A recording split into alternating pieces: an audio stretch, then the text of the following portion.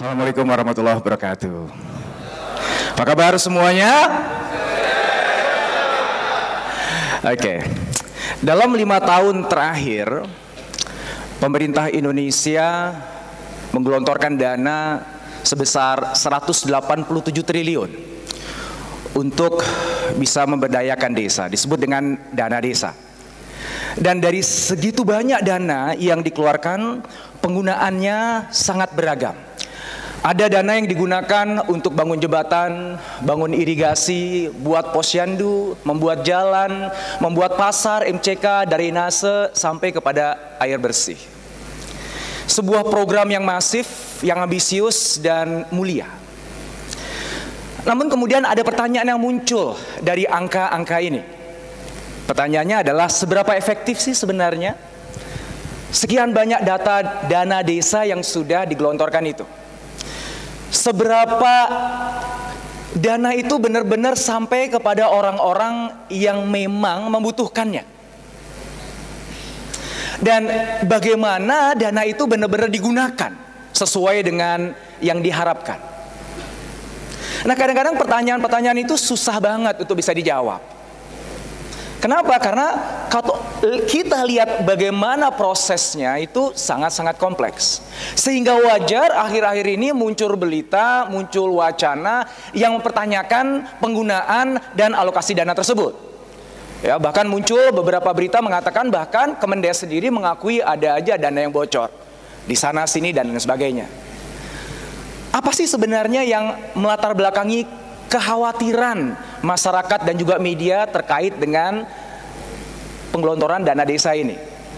Kalau misal kita lihat bagaimana proses dana desa itu bergulir, teman-teman bisa lihat di sisi sebelah kiri ini, untuk persiapannya saja butuh 5 tahapan. Untuk penyalurannya butuh 8 tahapan. Dan untuk pelaporannya ada 5 tahapan. Dari gambar ini aja satu kata cukup untuk menyimpulkan, yaitu kompleks. Dan kita tahu semakin kompleks sebuah proses, semakin besar ruang penyimpangan dari proses itu. Sehingga wajar kalau kemudian orang curiga, khawatir. Ya, bahkan sudah disinyalir ada 5 titik celah rawan korupsi dari dana desa. Mulai dari perencanaannya, pelaksanaannya, pertanggungjawabannya, monitoring, evaluasi, sampai pada pengadaan barangnya. Dan kekhawatiran masyarakat itu juga beralasan. Kenapa? Karena kalau kita lihat data dari OECD, mereka mengumpulkan data di mana pemerintah di berbagai negara menggelontorkan dana untuk pembangunan masyarakat desanya. Ternyata 20-25%-nya itu hilang dananya. Siluman, gak jelas larinya kemana. Dan ini real data dari OECD. Ya, bahwa mungkin gak semuanya itu sebenarnya dikorupsi, ya mungkin ada inefisiensi dan sebagainya, tapi tetap aja kan, dana yang sebesar itu seharusnya bisa dipakai untuk kesejahteraan masyarakat, tapi hilang. Balik lagi ke pertanyaan, kenapa sih? Kenapa kok semua itu bisa terjadi? Korupsi, kehilangan uang yang banyak dari dana yang digelontorkan.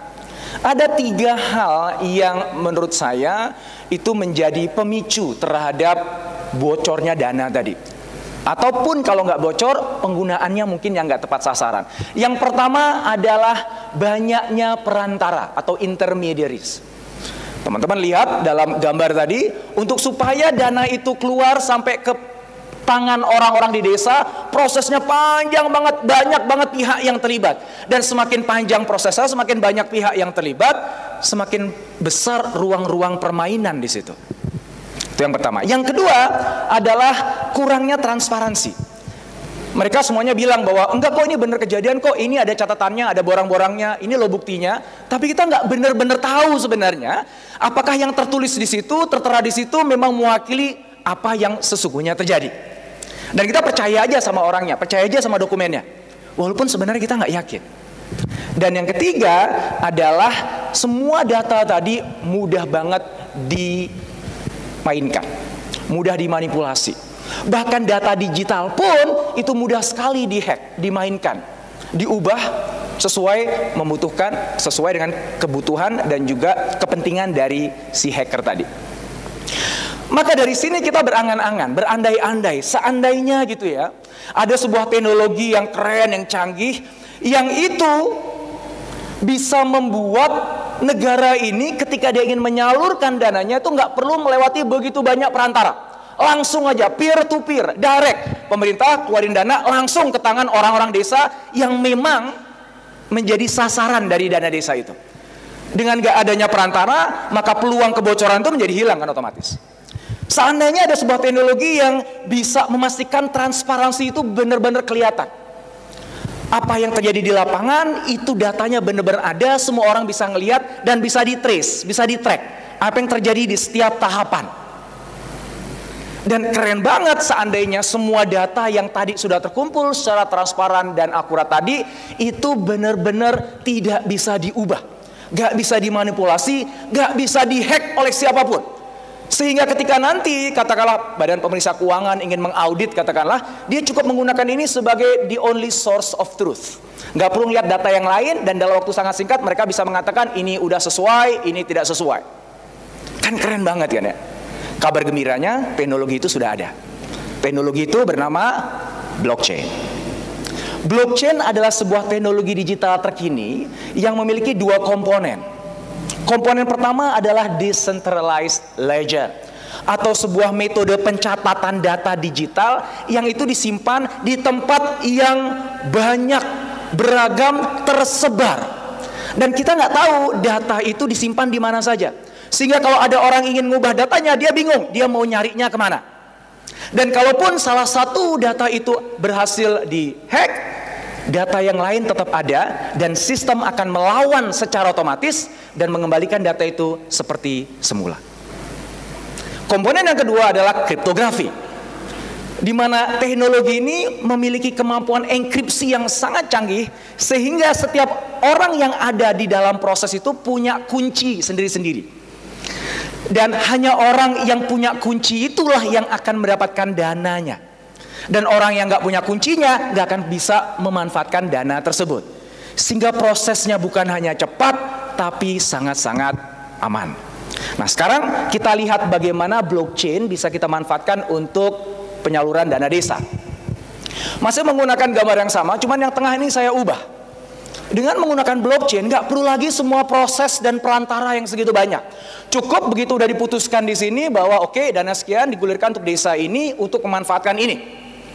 Langsung dia masukkan ke dalam sistem di blockchain dan otomatis pemerintah menyalurkan dananya langsung kepada orang yang punya kunci tadi. Dan ini nggak mungkin bisa dihack. Dan setelah sampai ke sini, pakai kuncinya, dana itu dibuka, pemanfaatannya pun itu dikontrol oleh blockchain. Sehingga si orang desa ini hanya bisa menggunakan untuk yang sesuai dengan peruntukannya. Entah bangun jembatan, bangun MCK. Dan ketika ingin digunakan untuk hal yang lain yang di luar peruntukannya, otomatis sistemnya akan ngunci, nggak bisa uang itu keluar. Dan begitu semuanya sudah tersalurkan, sudah jadi MCK-nya, sudah jadi jembatannya, pelaporannya pun otomatis langsung ke sini. So kita bisa bayangkan betapa cepatnya prosesnya, tidak ada friksi dan tidak ada kebocoran di sini. Inilah yang disebut dengan peer to peer. Langsung dana itu dikirim dari satu pihak ke pihak yang lain tanpa perantara. Tapi kemudian gitulah, ya namanya pemerintah itu kan ya kalau nggak ada birokrasi bukan pemerintah namanya.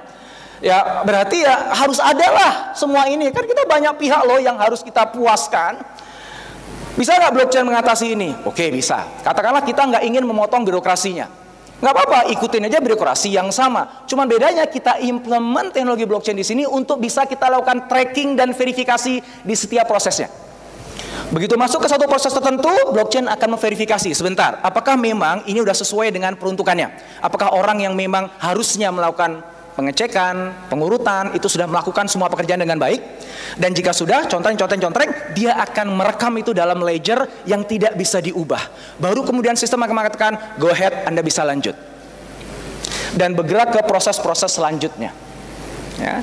Dan ini semuanya transparan. Karena tidak ada satu central server yang menjalankan, blockchain tidak dimiliki oleh satu orang, tapi sekumpulan masyarakat, sehingga gak ada orang-orang tertentu yang benar-benar bisa mengubah ini semuanya. Semua orang bisa ngelihat, transparan, bisa nge-track itu uang geraknya kemana. Dan ketika ada uangnya berhenti di satu titik, semua orang bisa tahu berhentinya ada di mana, dan itu real mewakili yang ada. Karena nggak bisa dimanipulasi. Ya, ini yang disebut dengan transparansi yang sesungguhnya. Dan yang ketiga, tentu saja semua transaksi yang ada dalam proses ini terkunci rapi, dienkripsi, sehingga nggak bisa diubah sampai kapanpun. Dan ini yang disebut dengan immutable. Ya, inilah yang ngebuat kenapa blockchain penggelontoran dana desa. Tapi sekali lagi, blockchain is not just about pemanfaatan dana desa. Ini bisa dipakai untuk banyak hal yang terkait dengan aktivitas sosial teman-teman semua yang ada di sini. Yuk kita lihat yuk, apa aja sih use cases, aplikasi dari program-program sosial teman-teman semua yang ada di sini. Nah, sebelum saya ceritakan use cases-nya atau aplikasinya, kita pahami dulu satu feature yang keren banget yang dimiliki oleh blockchain, yang itu memungkinkan semua yang saya cerita tadi di awal itu bisa terjadi. Fitur itu namanya adalah smart contract. Smart contract ini adalah sebuah kode pemrograman yang bisa memverifikasi sebuah kontrak kerjasama dari berbagai pihak. Kemudian dia otomatis mengeksekusi semua kesepakatan itu tanpa salah, secara otomatis, bahkan tanpa intervensi manusia. Begitu smart contract sudah diimplement, maka dia bekerja otomatis dan nggak bisa diubah, nggak bisa dihentikan. Ngikut dengan kontrak yang sudah disepakati di awal. Nah, gimana use cases-nya? Gimana aplikasinya? Yuk kita lihat. Sebagian teman-teman di sini adalah pengusaha. Sahabat saya Mas Fauzi Ramanto adalah salah satu ketua dari Tangan di Atas, komunitas pengusaha terbesar di Indonesia. Dan kita tahu salah satu kendala atau tantangan dari pengusaha adalah permodalan. Katakanlah nih ada orang di tengah sini adalah pengusaha yang brilian, dia punya ide bisnis yang bagus, dia yakin ini akan untung, tapi dia nggak punya modal. Kemudian ngomong sama teman-temannya, hey guys, gue butuh duit nih, gue butuh kurang lebih 1 miliar deh. Ada nggak yang mau nyumbang ke gue? Bukan nyumbang, investasi ke gue. Nanti kalau misalnya gue nih bisnisnya maju, untung lo dapat bagian sesuai dengan sumbangan lo, sesuai dengan investasi lo. Nah, kalau dalam dunia yang sekarang kita butuh banyak pihak. Kita butuh bank untuk bisa melakukan transfernya, kita butuh lawyer untuk memastikan legalnya berjalan dengan baik. Ya, kita butuh orang-orang untuk memverifikasi bener nggak dananya udah ditransfer, sesuai nggak dengan yang memang jadi porsi bagiannya dia. Itu semua bisa dihilangkan hanya dengan mengimplementasikan smart contract. Jadi si pengusaha ini cukup menulis kode pemrograman yang menspesifikasi setiap ada orang yang mengirimkan dananya ke saya di wallet saya ini, dia nanti akan mendapatkan imbal hasil sesuai dengan proporsi dari modal yang berhasil dikumpulkan. Dan secara otomatis nggak perlu pakai lawyer yang mengenforce kesepakatan itu, nggak perlu ada pihak bank. Setiap kali perusahaan itu untung, langsung ke transfer secara otomatis. Dan ini nggak bisa diubah bahkan oleh orang yang ngebuat smart kontraknya sendiri, sehingga memberikan keamanan bagi semua orang yang terlibat. Ya. Contoh yang lain masih sedikit sama, tapi konteksnya agak berbeda. Konteksnya ini adalah crowdsourcing. Ini ada orang yang punya ide brilian tentang membuat sebuah produk. Sayangnya dia nggak bisa buat produk itu sendirian. Dia butuh teman-temannya yang mensupport dia ngebuat produk itu bareng-bareng. Dia butuh programmer, dia butuh orang IT, dia butuh legal, dia butuh finance, dia butuh orang digital marketing. Kemudian dikumpulin lah teman-temannya. Terus dia bilang, hey guys, yuk kita buat produk ini keren banget. Yuk kita buat bareng-bareng, dan lu nggak gue gaji ya, karena gue nggak punya duit. Tapi nanti gue janji, begitu produk ini laku, maka masing-masing dari kita akan dapat bagian dari penjualan itu sesuai dengan kontribusinya. Dia cukup membuat smart contract sekali saja, masukkan dalam platform blockchain, semua orang kerja, begitu produknya laku, otomatis uangnya kesebar tanpa berhubungan dengan bank, tanpa berhubungan dengan kantor hukum. Dan ini tidak bisa diubah, nggak bisa dialter, bahkan oleh si pembuat smart contract sendiri. Berjalan selamanya sampai kemudian memang nggak ada penjualan lagi. So bayangin hanya dari 2 contoh tadi saja, bayangin perubahan yang sangat mendasar dari sistem ekonomi kita. Saat ini terus terang ekonomi kita bergantung kepada kelompok orang-orang tertentu. Ya, bergantung kepada perusahaan-perusahaan besar untuk menggerakkan ekonomi. Bergantung pada instansi, perbankan, bahkan pemerintah untuk bisa menggerakkan ekonomi. Seolah-olah kita bergantung mereka, kita masuk kepada pusarannya mereka, dan seolah-olah kita nggak punya daya untuk menentukan sendiri bagaimana ekonomi kita berputar. Dengan adanya blockchain, setiap individu bisa jadi pusat ekonominya sendiri. Dia nggak bergantung sama instansi besar, dia bahkan nggak bergantung sama bank, nggak bergantung sama pemerintah, nggak bergantung sama lawyers. Yang dibutuhkan hanya sebuah kode pemrograman yang namanya smart contract. Yuk kita lihat lagi yuk implementasinya. Karena sekali lagi sebagian besar dari teman-teman sini adalah aktivis sosial. Ya, gimana ini dipakai untuk aktivitas sosial teman-teman semuanya. Ini contoh satu di antara sekian banyak inisiatif filantropi yang menggunakan teknologi blockchain di baliknya. Ya, ini namanya GiveTrack. Teman-teman di sini yang sering berhubungan sama donor atau donatur tahu betul bahwa donatur itu punya kegelisahan paling nggak dua hal. Yang pertama, bener nggak sih duit gue itu tersalurkan ke orang yang memang dituju? Kalau saya ingin ngebantu orang di Uganda, bener nggak duit gue tuh sampai ke Uganda? Nggak ke tempat yang lain. Dan kalaupun sampai ke Uganda, bener nggak diterima oleh orang-orang yang memang gue niatin untuk gue kasih duit? Satu itu. Yang kedua, kalaupun ternyata sampai ke sana, nyampe-nya berapa? Saya kasih 100 juta, jangan-jangan nyampe-nya cuman 50 juta. Dan kalaupun nyampe 50 juta sisanya itu dipakai untuk apa? Jangan-jangan dipakai untuk sesuatu yang itu tidak sesuai dengan keinginan saya. Jadi selama ini namanya donatur itu cuma percaya aja sama Anda. Percaya aja sama lembaga sosial. Ya. Dan sudah muncul wacana yang pertanyakan keabsahan dari lembaga sosial tadi. Bener nggak sih dana itu benar-benar sampai ke tangan yang dibutuhkan?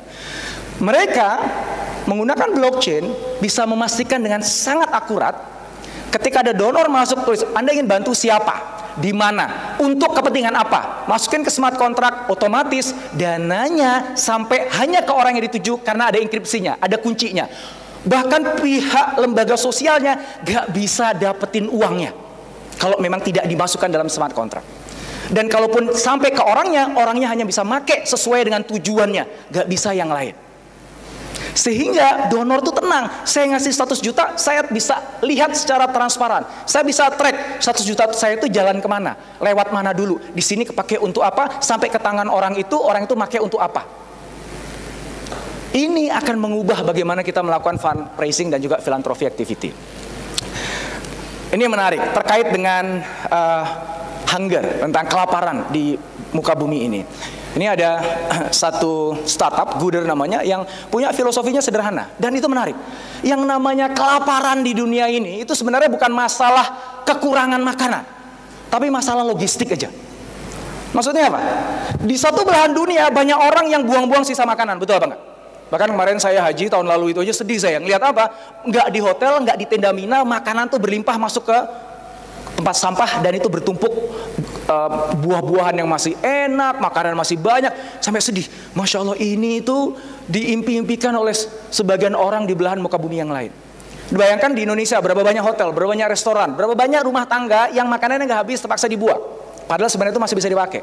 Jadi masalah kelaparan dunia itu bukan masalah kekurangan makan, bukan, tapi masalah logistik. Nggak disebar itu makanan. Mereka berpikir kalau seandainya semua makanan sisa itu disebarkan dan dikirimkan ke orang yang membutuhkan, selesai.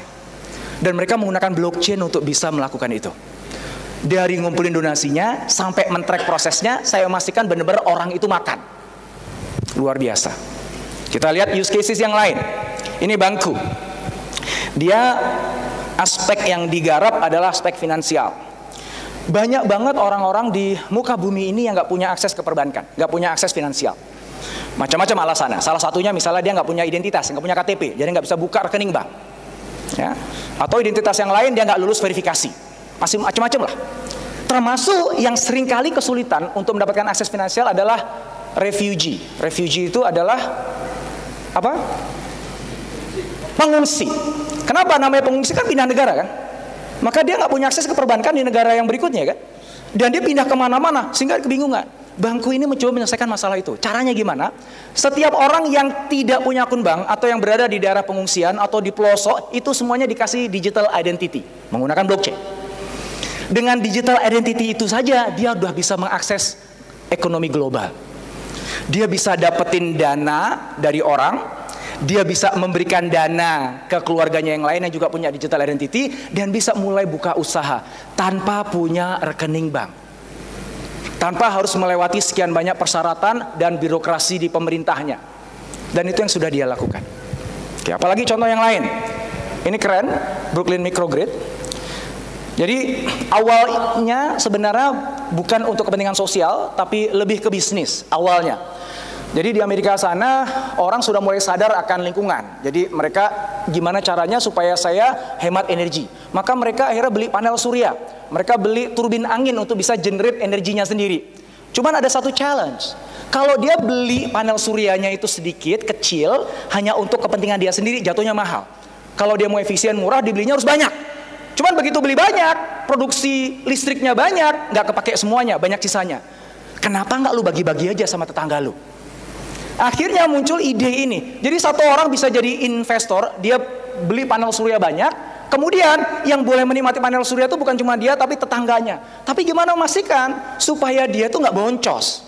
Pakai blockchain, pakai smart contract, sehingga semua orang yang nyambung ke generator powernya dia, konsumsinya berapa kecatat di blockchain, dan otomatis dia harus membayar sekian rupiah untuk membiayai operasional dari power plant tadi. Oke, itu kalau di kota besar. Sekarang bayangkan, di Indonesia tuh banyak tempat-tempat terpencil yang tidak punya akses listrik. Nah, Pak, mungkin PLN melihat kita agak susah nih sampai ke sana. Kita belum punya dananya dan apapun alasannya. Ya, atau susah distribusinya. Kita cukup satu orang aja, siapapun dari Anda yang merasa punya dana, beli satu panel surya, taruh di satu pusat kota, habis itu sambungin ke semua orang yang ada di sana, masukin ke blockchain, setiap orang yang pakai itu bayar listriknya ke Anda. Dan itu nggak bisa dimanipulasi. Nggak perlu urusan sama bank, nggak perlu urusan sama PLN, nggak perlu urusan sama pemerintah, Anda bisa jalan sendiri. Dan otomatis itu pasti akan sustainable. Kenapa? Karena ada uang yang berputar di situ, yang bisa membiayai itu semuanya. Jadi kita nggak bergantung terus-menerus hanya kepada donor. Ya. Contoh yang terakhir, yang menurut saya ini keren. Ini adalah universitas berbasis blockchain pertama di dunia, namanya Wolf. Yang ngebuat adalah akademisi dari Oxford University. Pertama kali ini dibuat di Malta. Kan kita tahu ya, ini kita ada di kampus nih. Kampus itu ongkos terbesarnya itu bukan untuk pendidikan Anda.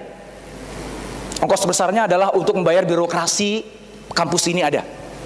Ya, membayar gedung ini, membayar dan lain sebagainya. Sehingga kita bayar mahal untuk masuk UI itu sebenarnya sebagian besar itu bukan larinya kepada Anda, untuk kepentingan Anda, untuk kepentingan yang lain. So kenapa nggak kita buat sebuah kampus yang pusatnya letaknya bukan pada gedung, bukan pada tempat, bukan pada kurikulum, tapi kepada mahasiswanya. Yang menarik dari kampus ini adalah setiap dosen yang punya level tertentu, atau mungkin dia profesor atau dia doktor, dia boleh ngebuat course-nya sendiri, ngebuat mata kuliahnya sendiri. Dan mata kuliah itu dibuat di atas platform blockchain, di mana mahasiswa ketika dia bayarnya bukan ke sekolah, bayarnya ke siapa? Ke dosennya. Jadi dia nggak perlu bayar biaya gedung, dia nggak perlu bayar biaya administrasi birokrasi yang lain, dia langsung bayar ke dosennya. Dan semua itu dikelola dengan atas platform blockchain. Ada yang memang ketemuannya online, ada juga yang offline. Nah, ketika ada offline, itu berarti ada biaya yang harus dikeluarkan. Itu akan diambil, dimasukkan dalam smart contract Anda. Sehingga akhirnya kita bisa milih, saya ingin dosen yang itu, karena itu paling keren. Dia ada smart contract, harinya sekian. Ya. Dan ketika saya berhasil, saya dapatnya apa? Semuanya dibuat dalam bentuk blockchain. Setelah mempelajari ini beberapa bulan terakhir ini, saya, Mas Farid, Mas Jamil, kita langsung nafsu gitu. Ini tuh keren banget teknologinya. Blockchain ini bisa ngubah dunia. Ini akan menggantikan fundamen ekonomi yang ada, fundamen tataran sosial yang ada, menjadi completely sesuatu yang baru. Dan karena itulah kita percaya ini bisa menjadi salah satu tools yang kita bisa gunakan untuk mengukir keberhasilan orang-orang yang ada di Indonesia, para pemimpin dan juga komunitasnya. Maka sejak beberapa bulan yang lalu kami menyepakati investasi para founder dari Kubik ini untuk membangun platform blockchain kita sendiri, sehingga akan menjadi platform blockchain pertama yang asli buatan Indonesia. Dan mohon doa dan dukungan dari teman-teman semuanya. Insya Allah Ramadan tahun depan 2020 kita akan launch ini, sehingga setiap dari Anda, setiap organisasi, setiap komunitas akan bisa memanfaatkan platform ini, menciptakan smart contract Anda sendiri, dan menciptakan ekonomi Anda sendiri yang berpusat pada Anda, tidak bergantung pada bank, tidak bergantung pada pemerintah, tidak bergantung pada perusahaan-perusahaan besar. Saatnya Indonesia mandiri, tidak bergantung pada orang besar, tapi bergantung di atas kaki Anda sendiri. Mohon doanya. Makasih. Assalamualaikum warahmatullahi wabarakatuh. Waalaikumsalam.